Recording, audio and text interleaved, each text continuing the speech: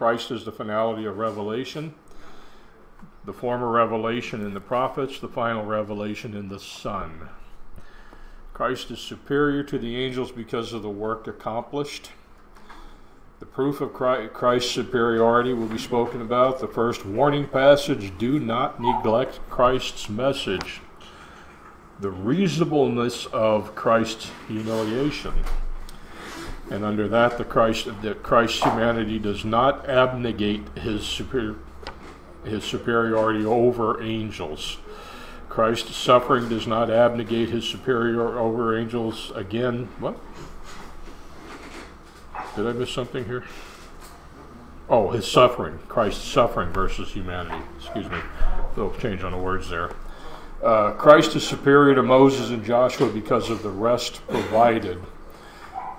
Chapter 3 and chapter 4. Christ is superior to Moses. The second warning passage, do not doubt God's promise.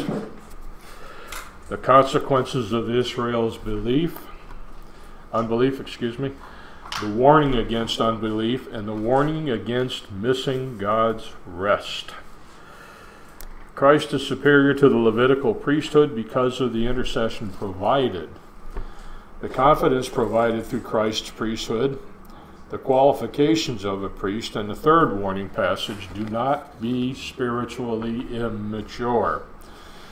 The rebuke of immaturity, the exhortation to maturity, the warning of apostasy, the encouragement to go on, the certainty of God's promises. And then we go into the priestly order of Melchizedek, a royal priest, a priest greater than Aaron, Moses' brother, a priestly order which is unending, a priestly character which is superior. And then Christ's ministry through the new covenant is superior to the old system. That would be chapter 8 through chapter 10. The better sanctuary in which Christ ministers, the promise of the new covenant proclaimed in the old covenant, the operation of the old covenant, the contents of its tabernacle, the closed chamber of its tabernacle, the operation of the new covenant. Christ has opened its inner sanctuary. Christ is the mediator of the new covenant. Christ is the perfect sacrifice. The word perfect can carry two different kinds of meanings. Maybe we'll talk about that at that time.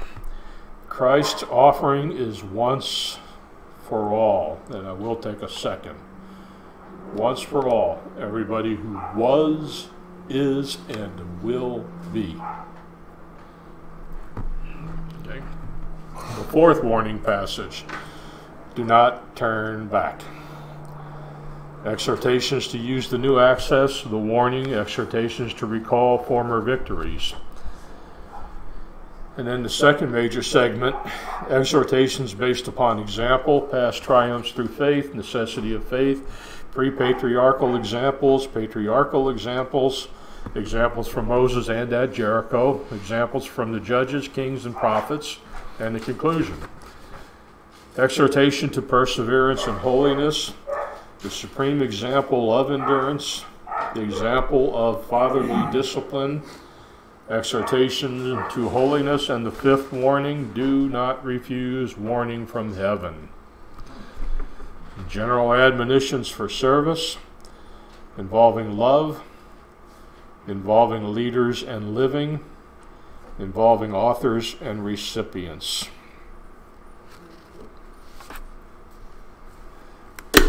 I don't know what the current rules are, the current guidelines or whatever, but I know sometimes if you become a serious student of this stuff, I think some of these are available to you to get copies, but I don't know what the rules is. I don't know whether you can just get the outlines or how that works.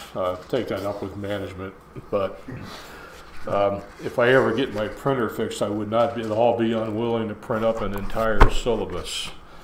But my printer broke around the time Ken left. Stop by and unplug it. Well, actually I unplugged it a couple of times because I needed to move it.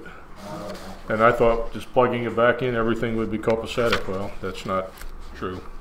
But he didn't do anything special either, except plug it in and it worked. But I don't know. So Power pack to transport it. I don't know. I never could understand that particular printer, which is sad because I can do high volume on it. It's only black and white. It's not color, and I can do rapid high volume. And I could have run all of this off copies. Wouldn't take very much time at all to run off 15 copies. Might break my bank, but aside from that, you know. So, main heading 1: exhortation based upon doctrine, the person and work of Christ. Christ is the finality of revelation in chapter 1, verses 1 through 3. The fact that this epistle begins without any greeting or address indicates that it is not a personal letter, but a work of exhortation. Immediately, the writer identifies this theme. The work of Jesus Christ is God's final work and is superior to all that which preceded it. The other epistles are me to you, whoever wrote the epistle and to whoever he was writing that epistle to read. And this one doesn't carry that. The form of revelation in the prophets. Verse 1, the part that says, God who at sundry times and in diverse manners. Although as the subject of the sentence, God is placed first, in the Greek it is neither first nor the thought that it is emphasized. At sundry times, literally, it would be in many parts, and in diverse manners, literally in many ways. Open the message of this epistle. By putting these words first, the writer fixes our attention upon the variations and incompleteness of the Old Testament revelation. That revelation came in increasing degrees as men were ready and able to receive it. God used visions, dreams, events, and direct communication to reveal his message by the prophets. This fragmentary and varied method demonstrates God's graciousness and versatility in matching his message to the capability of man to understand it. Visualize, if you would. If you can't, if it's not too embarrassing to you, raise your hand. But if you can't visualize, if you can visualize a toddler, a child that is probably able to walk, in my estimation, when a child learns how to walk, it takes a week before they learn how to run. It takes them a while to get to that walking point, maybe 11, 12 months, 13 months, whatever it is. But once they learn how to walk, they're running. Right? Would anybody disagree with that? That's when you really begin to start getting into something called discipline. Not punishment, discipline. And I know many of us have punished. What right age do you think a child knows right from wrong when they're not like judged? We're all born into sin, so you know what I'm saying? Like when they do something bad, it's like they don't know what they're doing until they get it right to a certain age, and then they know right from wrong. Well, they know what they're doing. They know what they're doing the moment they come out of the womb. Okay? Because they know how to say no immediately. And they know that crying causes an effect. They don't know it on a level like you and I know it, that they could write down a book about it or anything like that, but they know it. Yeah. They're born with sin. And that's what that means. That it's their sinful nature comes out and they immediately start rebelling. They do. I mean, you can't even visualize what a kid would be like, what a kid who wasn't that way became born and was instantly obedient to everything. No, it's not going to happen. It's too ridiculous to even think of. But as they move along in their development, they learn certain things. You know, they learn that if they yell loud enough, they get something to eat. But after a while, that doesn't work. After a while, it's not always just yelling's going to get you food. Sometimes you got to throw a temper tantrum if you want stuff, you know? Get your whippers. You know? And so you got this little toddler, you know, and you know, my second born, Jordan, I had a boy. Boy was my first child. Boy was my second child. Always wanted a girl. I never wanted a boy. Always wanted a girl. And the reason I always wanted a girl as my firstborn is because I remember what I was like when I was 6 or 7 years old. And I don't want to have to deal with that kind of a mess. You know, I'm good at introspection. I'm good at trying to take a good look at myself. But anyway, I had 2 boys in a row. And of course, it was the daughter that gave me the biggest run for the money that I've ever had in my whole life. You know, and sometimes still does. But as we... at the toddler stage, you know, they're now walking. Well, walking still encompasses a little bit of falling. Sometimes they fall, they might hit themselves, get hurt, all the different things. And so you're trying to protect them from themselves for a while. And so you have to start using admonishment. You have to start using phrases like, don't go over there. And of course, don't. I've learned with my nephew, or my grandson, it took me a while to figure this out, and I've learned never to tell that boy stop unless my arms are right there ready to grab him. Because as soon as you say stop, he goes full speed to whatever it was he was about to do. Smashing the TV with a hammer. He never did that. But he had the qualities. But I quickly learned, okay, if I'm going to tell him no, I got to be right there, ready to immediately grab him around the shoulders and stop him. You know, well, we're like that. We're like that, and so this fragmentary, the last sentence there, this fragmentary and varied method demonstrates God's graciousness and versatility in matching His message to the capability of man to understand it. Obviously, as you participate in looking at Scripture, Pharisees, Sadducees, even the Samaritans, and all the other groups that were at war with Israel and everything else, they have a hard time figuring out that this is the real deal, Jesus. Took them a while to connect with that. So but God persists. Those of you who are Christian now and remember a time when you were not can realize how God persisted. You know, God didn't grab me by my coattails and shake me and say, look, stupid, become a Christian or you're going to die for eternity. You're going to be in hell for eternity. No.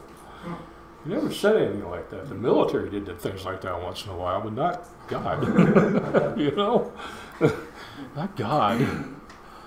But, you know, He was patient because He knew something that I didn't, that an event was going to occur that began to lead me towards my salvation. He knew that. Same in your lives. And so if you have somebody in your life who isn't yet saved, persevere. Don't grab them by the collar, but persevere. Show them by your own example.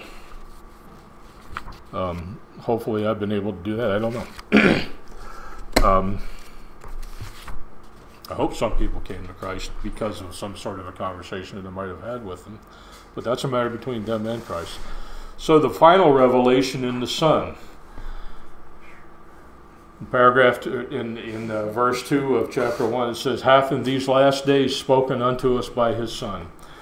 These first 2 verses contrast the former revelation with the revelation which has been given through the Son. The latter revelation is not fragmentary, but complete.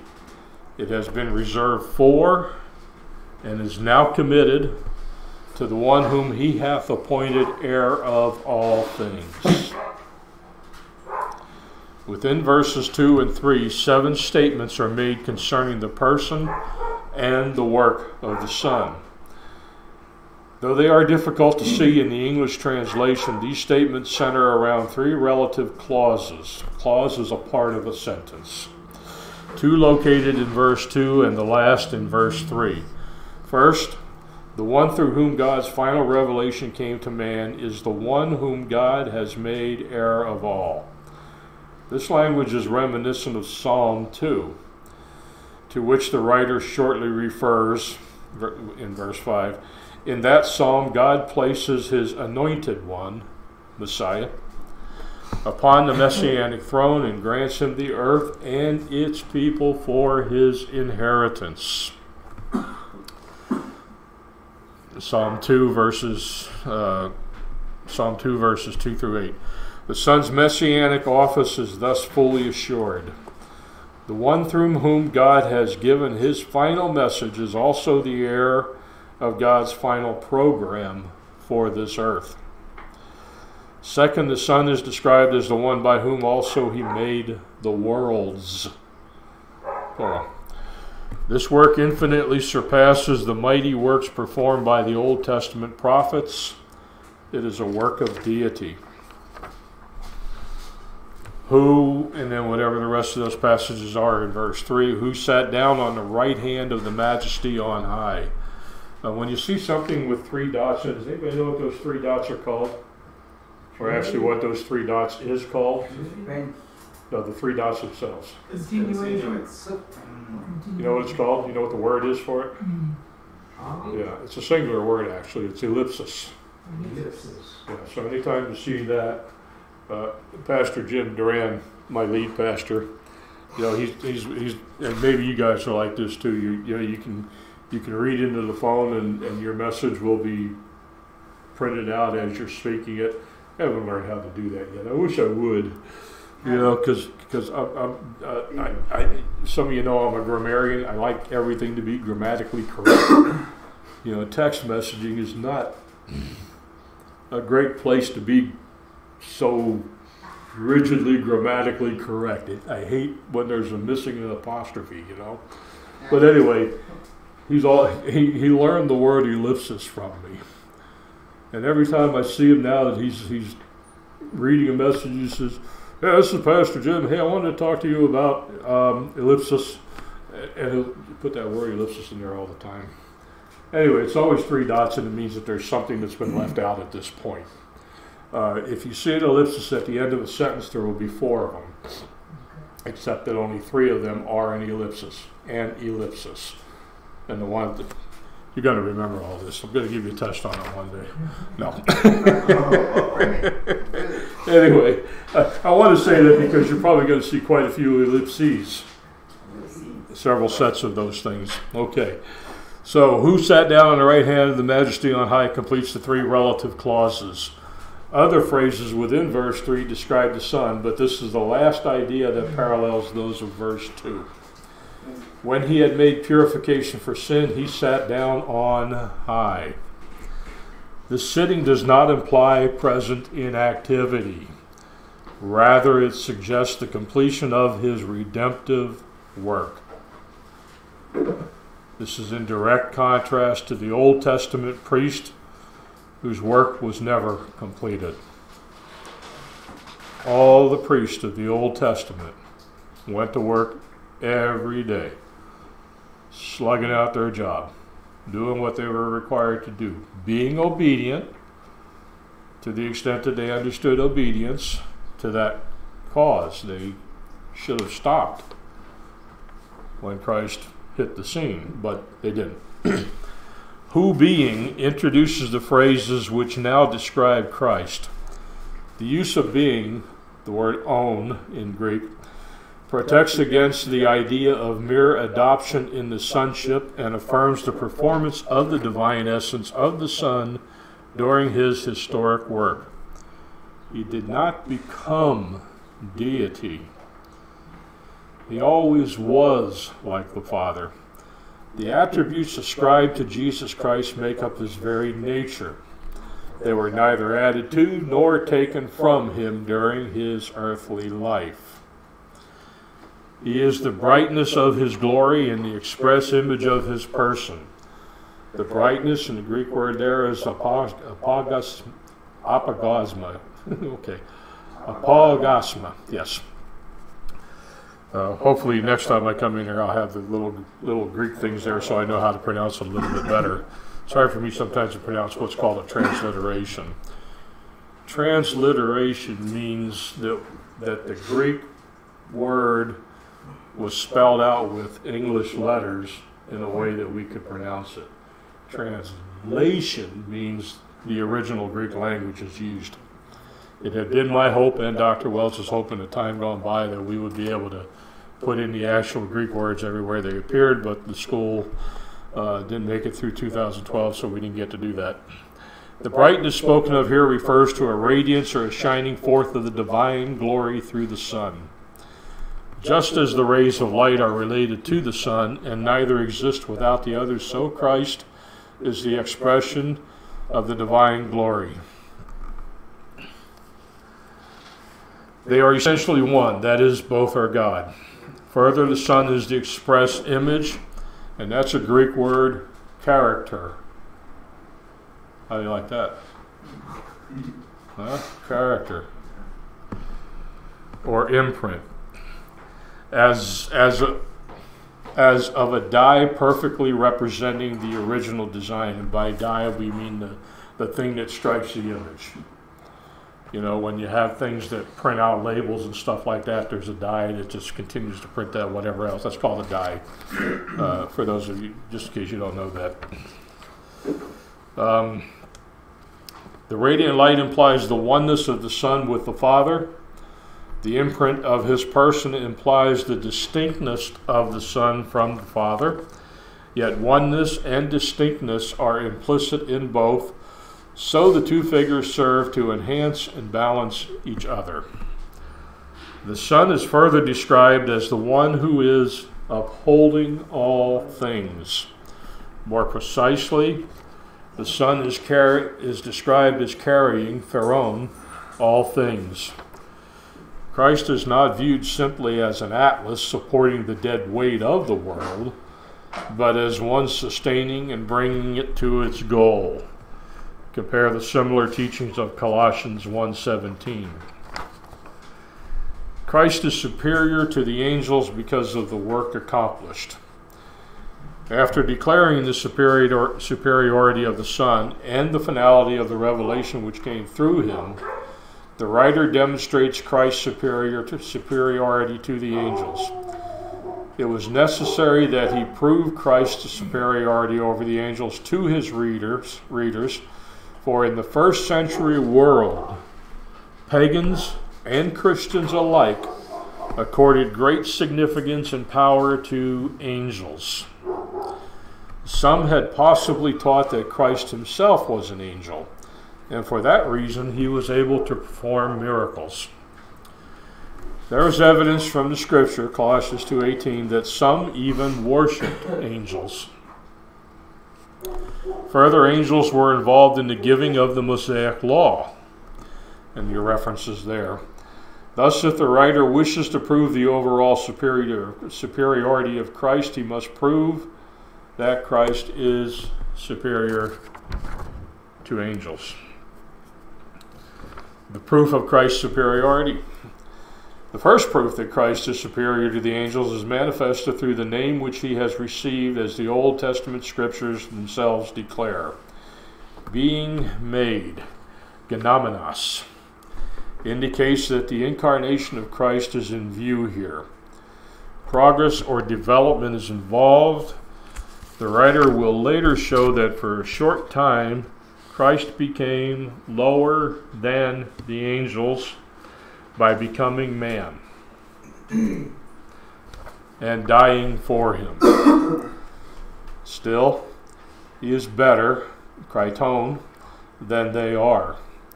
13 times the writer uses this word to develop his theme that Christ is better than any person, being, or institution. He is better than the angels, for he hath by inheritance obtained a more excellent name than they. Indeed, his is the name which is above every name. And that's in your Philippians 2:9. This includes angels. In verse 5, for unto which of the angels said he at any time? The writer here begins a series of Old Testament quotations. No other writer quotes so extensively or develops the Old Testament in the New so exegetically. No other New Testament writer quotes extended passages and then analyzes the many points more thoroughly. In verse 5, the writer quotes two passages to demonstrate that Jesus Christ is the Son and is therefore superior to the angels, for they are never so designated. And then you reference in Psalms and 2 Samuel.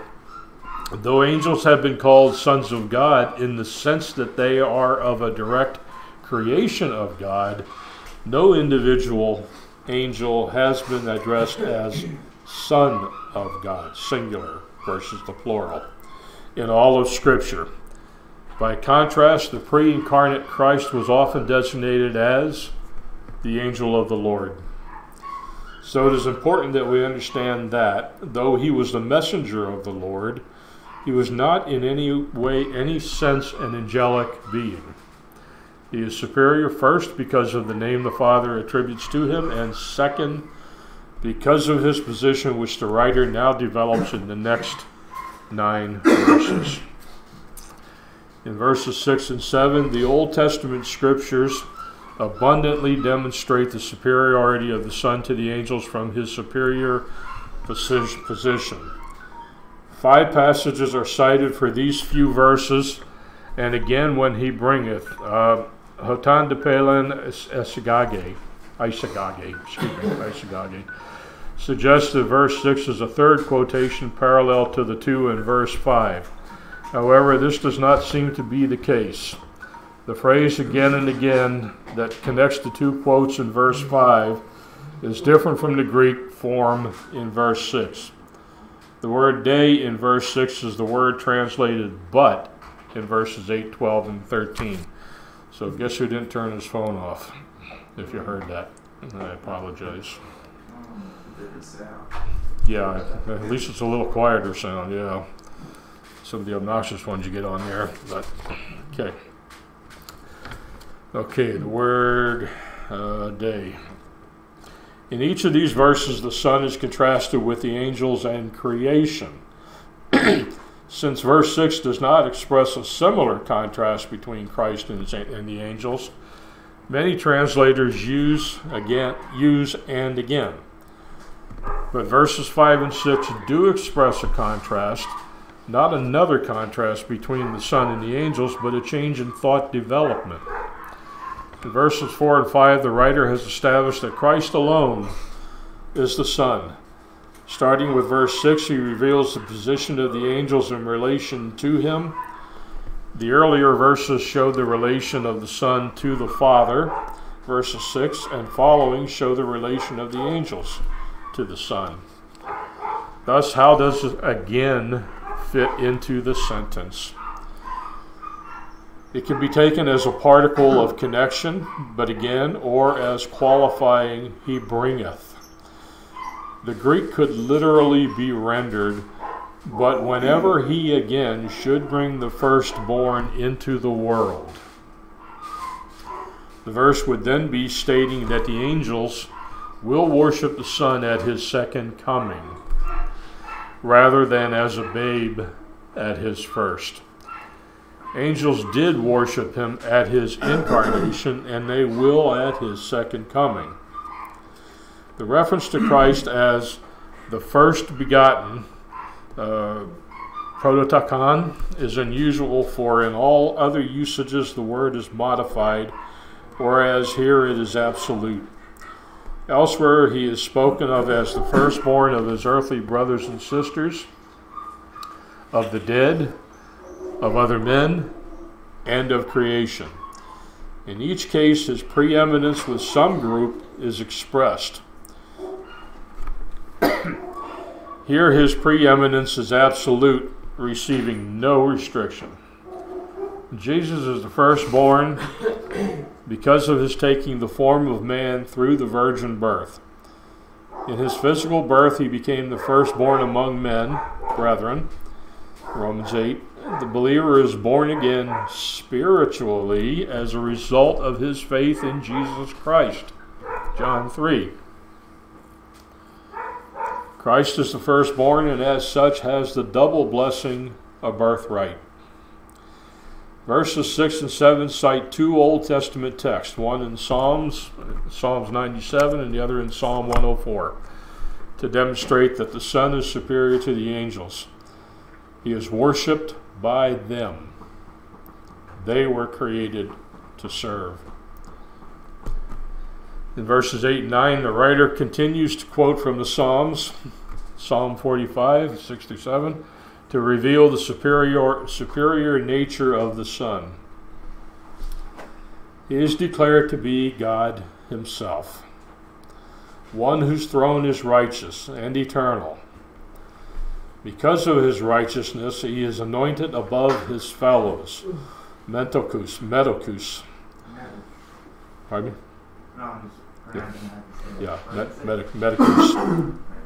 Medicus. Superior to them. Yet it is that very fact, the contextual development, which would seem to disqualify angels from being his peers or companions. The better interpretation seems to be able to regard these fellows as the brethren of Christ, even the many sons. It is with man that Christ has chosen to be identified, since he has taken man's nature and not that of the angels. And it must be remembered, as the firstborn, he has the double portion and blessing, that he is anointed above all others. In the hierarchy of that time, the firstborn got the double blessing. In other words, he would get basically 2/3, I think is the way it would translate out mathematically. And then 1/3 would be divided among all the other siblings, but the firstborn would get the double portion. 2/3 of whatever dad had. And then whatever was left after that, 17 siblings would divide among themselves. It's probably an oversimplification, but something like that. Okay. Let's see, where were we here? So in verses 10 and 12, and thou, Lord, in the beginning hast laid the foundation. The quotations from Psalms continue. Psalm 102, 25 through 27. The Son as Creator is emphasized in these verses. As Creator, he possesses a superior position. The realm of his creation that is stressed in the heavens, which by metonymy could include the angels. The heavens will pass, but his Son will stand. Thou art the same. All creation will change, but not the Son. He is the same yesterday and today and forever. And I promise you, every Foursquare church you go into, if you do go into a Foursquare church, will have that right up in the front. It's part of the requirement. Just you gotta follow the rules if they're not doing that. And they would not follow the rules. Okay, verses 10 and 12. Oh, we already covered that. 13th, 14th. The last of the 7 proofs from the Old Testament which demonstrate the superiority of the Son over the angels involves the ultimate position of each. The Son sits, whereas the angels are sent. The angels are not asked by the Father to sit at his right hand, the position of privilege. They are sent to serve the brethren of the Son. Little sidebar, the positions of honor. The position of honor is always to the right of someone. For you two new guys that spent a lot of time in the military, when we were walking with a superior, that would be a person that had one more stripe than I did, or a commissioned officer of any sort, the walking would always be with that person to the right. The seating in any kind of a function would always be with that person to the right. That's always the position of honor. Sometimes my wife gets to sit to my right.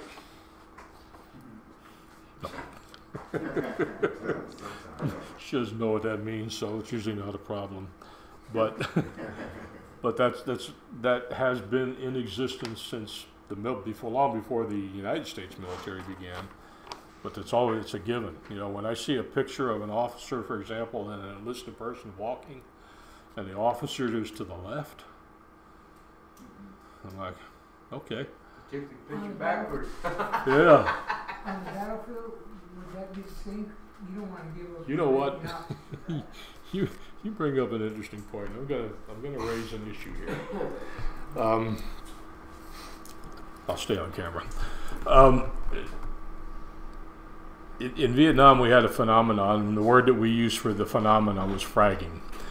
General Westmoreland and Abrams abolished the use of the word. You're not allowed to say fragging. You have to say murder, because that's what it was. But one of the things in Vietnam is insignia was not openly displayed, because you're a target if you're an officer, more so than if you're a mere enlisted person. Okay? But I suspect, I don't know this to be true, but I believe that probably sometimes officers got saluted. On purpose. Then it would be followed by a rifle click. Oh, God. Yeah. Now, I don't know that. I don't know that. And it's my job when I was in Vietnam. I worked in MACV. I was in Saigon the whole time. I wasn't a warfaring kind of a person, and I'm quite pleased about that. Does that mean I was any less than a warrior? I don't know, but I volunteered for a worldwide remote. They sent me to Vietnam. I love Vietnam. I stayed there for 2.5 years, married my long-haired dictionary, and somewhere along the line she came to America with me and all this other kind of stuff. But my job was reading casualty reports of the day before. How many people were killed? I only got the death reports. I didn't get the injury reports. And my purpose in reading the casualty reports was to determine what sort of death it might have been. Was it a valorous death? I mean, did they die in an actual war configuration, shooting each other and whatever else happened? Or was it a drug overdose? Was it a suicide? We also had a phenomenon in Vietnam. Anybody know the words Claymore mines? Yeah. The shape of a Claymore mine is curved. And they're made out of plastic, actually, more than anything. And it's not embossed, but they're in raised letters. The outside curve says this part, this faces the enemy, or something. I'm missing the words up a little bit there. Yeah, this face towards enemy. That means you put that way if you're back here. Because if it's tripped, you want it to go that way, right? Makes sense? Yep. But there are a lot of men, and I'll use the word men because they were predominantly men. A lot of men put those things on wrong.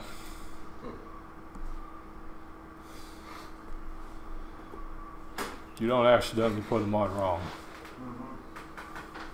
But that could not be a classification of suicide, however, because nobody knew the circumstances.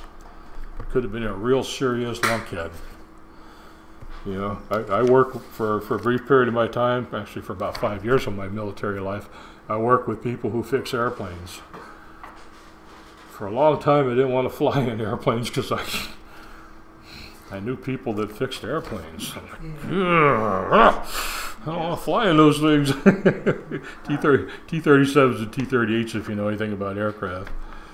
But I don't know how I got. How did I get off on that? When I asked you if they salute or if they keep them to the right of the. No, they generally avoid anything that would make an inference. Yeah, you don't. If you're walking along and you realize you're on the wrong side, you don't scoot over because that'll probably get the guy on the right shot. And if you do scoot over, then you'll probably get a court-martial from the guy who became on the right. Yeah, Vietnam was an interesting time of life. Okay, where are we here? Some might argue that Christ must be inferior to angels. The last of the 7 proofs? Some might argue that he was inferior? Yeah. Okay. All right. Some might argue that Christ must be inferior to the angels since he died for and ministered to man.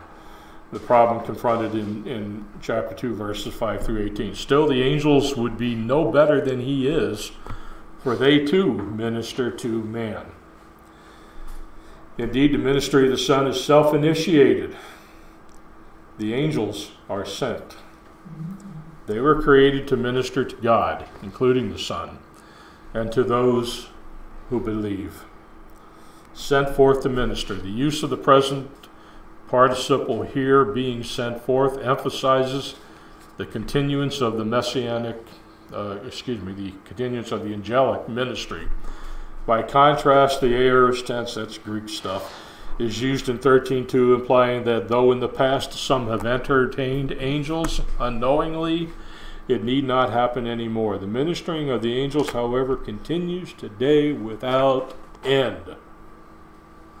Have any of you ever been in a near-death situation? Amen. Do you not think for a moment that it was an angel that protected you? I've been involved in 3 before I even became a Christian. That's why that precipice thing, I believe that an angel was there. I never believed an angel was there. okay. I just believe that God knew that it wasn't my time. He knew that I was, like, for example, a car accident. Like, if God's all-knowing, he knew when and how. Yeah.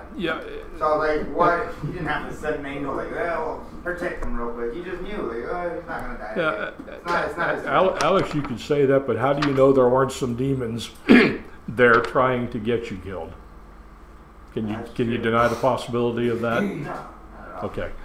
And it gets to be kind of a moot point. But for a non-believer to be involved in a near-death situation and to not get killed, Oh, okay. and it's happened to me 3 times, I believe because of the fact, and I take it as a fact, that God knew the exact moment that I was going to accept His Son as my Lord and Savior, and wanted to keep me alive to do that. Okay? Let me read just this a little bit more because we're out of time technically, but Pastor John, yeah. that point being said, I've been recently really struggling with the whole fact that everybody has a chance to receive the Lord. Be careful using that word chance, however. Well, everybody has an opportunity to serve the Lord or accept Him into your heart. But if God knows exactly when you're going to die and knows you from even before you were born, and He knows that you were going to just say, I don't want to believe in God. Let you and I talk about that after, and let me go ahead and release everybody by finishing off this little bit. Okay? Being sent forth, where is it? By contrast, the aorist tense, whatever. The ministering of the angels, however, continues today without end, and I believe that. As chapter 1 ends and chapter 2 begins, one prominent thought continues. Just ask. Just as God had no greater messenger than His Son, He had no further message beyond the gospel. The writer will now warn his readers what that thought is in chapter 2. Okay. And now someone closes in prayer, please. Thank you, Father God, for this day, Lord Father God. Thank you for your wisdom and knowledge, Lord Father God. Amen. Amen. Okay. Guys, go have some sumptuous repast.